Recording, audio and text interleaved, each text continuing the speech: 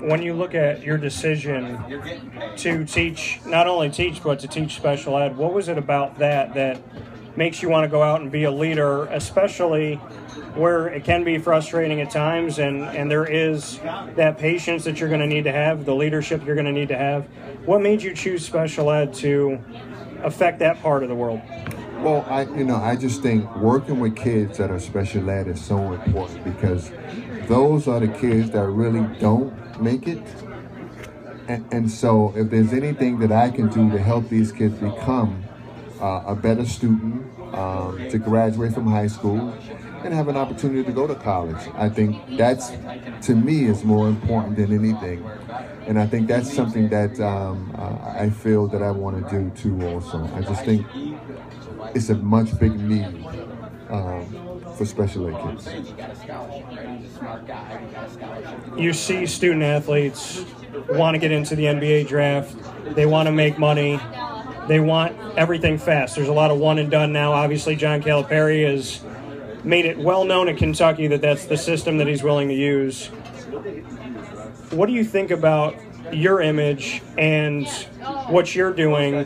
Do you feel like you can kind of, not just for Syracuse student athletes, but student athletes anywhere, to say there is life after basketball, there are things that you can do, there are other things you can be good at, and you're not just good at a crossover, but you can be good at being a teacher or a doctor or a flight attendant, or whatever you want to be? If you look at this world and you look at the dreams that people have, what can you say to that, and kind of being a beacon of hope of that second life of after you're an athlete? Well, I think the most important thing for me is giving back to my community. And I'm from Brooklyn and Brownsville, and so it's important that I go back to the city and give what I need to give to these kids, particularly these kids that are special ed kids, are just kind of hanging on in reference to possibly graduating from high school. So it's important that I go back there. It's important that I teach these kids. It's important that I give them my time to these kids, to let them know that they can do whatever they want to do in life. You can be a doctor, you can be a dentist, you can be a lawyer, you can be whatever you want to be, as long as you put the effort in it, you're trying to do it, and then I think you can be successful. What can you say to some of the athletes that are in the NBA and at 28 years old, 29 years old, the money's gone, the job is gone? A lot of these guys, 1 or 2 years education, some of them didn't even go to class in certain instances.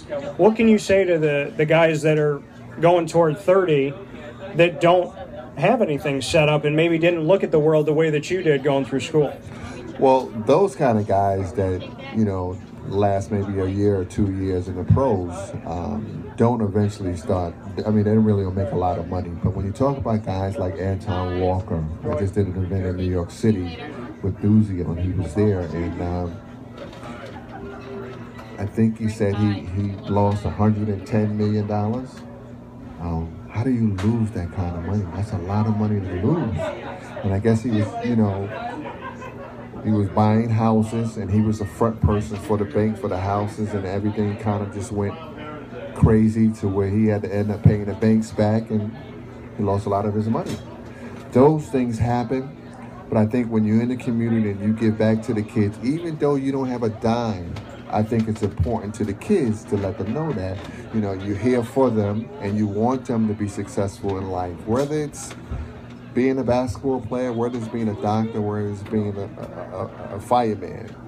I think it's important that you give back to your community. When you look at your community, obviously Syracuse has become a second home. That's pretty easy to say. But when you think about home and you think about Syracuse, how much have they kind of paralleled each other and coincide? I mean, when you look at this community, do you really see your home at this point? I mean, is this a place you're back here, obviously going to school, and obviously you played here?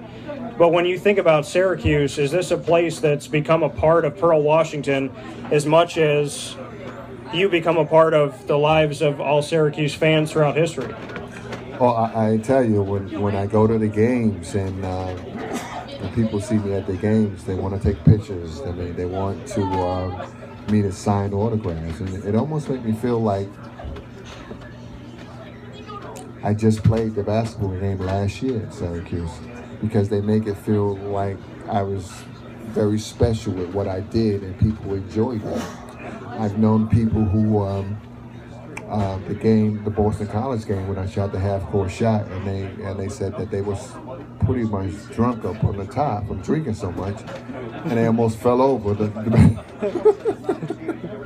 So do I believe that? Yeah, I say it's possible if you've been drinking a lot and you're right next to the ledge. But those are the kind of things that really, for me, makes me feel special from people like that. And I love it. I bleed orange, and I mean that's just the way it is.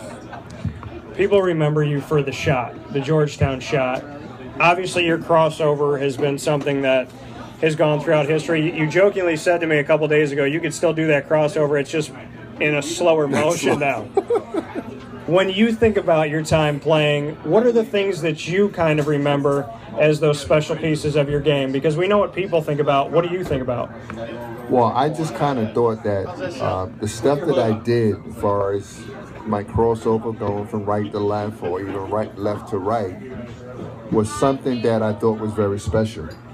And so when you play against guys like Georgetown, who's supposed to be a really good defending team, and you see that you make those moves, and you can see some people get a little bit off, like they get shook a little bit, and so when you see that, you say, well, maybe that's what I need to do because it works. But at the same time, too, also I think that you need to also work on your game too. Also, I think if I had done that myself, worked on my jump shot, worked on being able to, cross the ball and behind the back and do all that stuff, I might have been a better player. Jeremy Grant, you bring up jump shot. He could have been going into his third season of playing with Syracuse and would have been what I thought a lottery pick, working on his jump shot, having another year. This past season, it wouldn't have just been Rakeem Christmas. Jeremy would have been here as well. When you look back on him and you look back on where his jump shot was, where his inside game was, where his presence was on the court, you know that you feel like you should have stayed and kind of honed your skills a little bit. Do you think he should have done the same, looking back? I think they all should have, because I just think that when the coaches are not working with you in reference to your jump shot, you being able to handle the ball and be able to get your jump shot, when that doesn't happen, then you got to take it on yourself to do that, because that's the only way you're going to become a better player. Some people say, listen, if you're in college and you're with the coaches, like you said, working on your jump shot, different things, you can get better. Other people say, how do you pass up money? How do you pass up the opportunity to go up against, even if you don't play your first season in the NBA, how can you pass up the opportunity of practicing against NBA talent? When you look at the argument between being a student athlete, getting more of your education handled, and learning with a coach like Jim Boeheim as opposed to practicing against NBA talent, what would you say to that? What do you think is more vital to a player like Jeremy Grant or anybody? Is it to stay, or can you see the side of NBA and say, okay, well, you're going up against NBA talent, that's going to make you better? Well, I think what happens with that, I think you get guys that come into Syracuse and a lot of them think that they could leave the next year and go play professional basketball. But in reality, it's not that way. I think what you need to do is come to Syracuse University, stay for as long as you can stay, and work on your game. Even if you got the Jeremy Grant has his father too, also that played professional, and his uncle who played professional basketball. They all can help him become a better shooter and stay in school. So when it's your time to come out, then you come out and you be a high draft pick. It seems like getting your education, honing your skills. CJ Fair is a good example. CJ Fair was one of the most consistent Syracuse players as far as positives, points, rebounds. He goes to the NBA draft after playing 4 years. His numbers went up every single year. He doesn't get drafted. He's already been a journeyman of going to different summer league teams and different short-term contracts. What do you think about the NBA saying, we want to draft a guy that's a freshman and we want to draft him on potential, as opposed to CJ Fair, where you know exactly what you're getting. You know the talent he has. He can be effective right away. Why do you think the NBA turns away guys that they know what they're getting instead of, and as opposed to what they do is, which is, you know, take a dartboard and just basically throw it and hope that it lands on the bullseye? With CJ Fair, you know you're going to get close.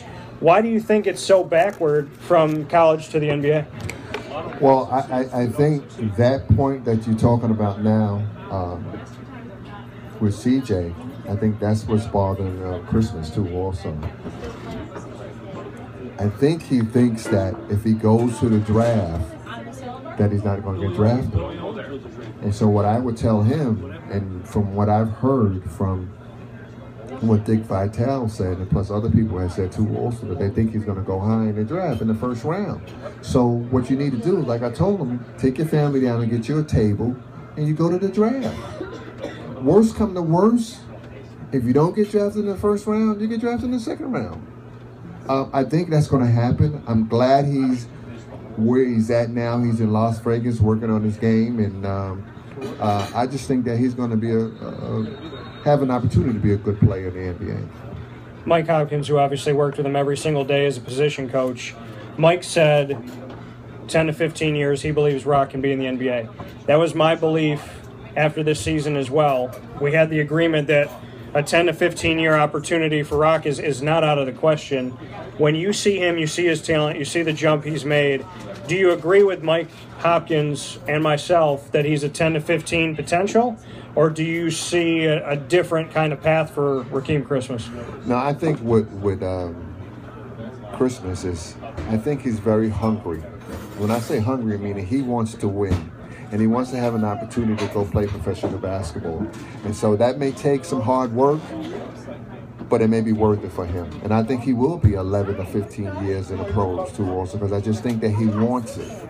You know, some people go to have an opportunity to play professional basketball and don't really do that well to make it. And so a lot of them don't last.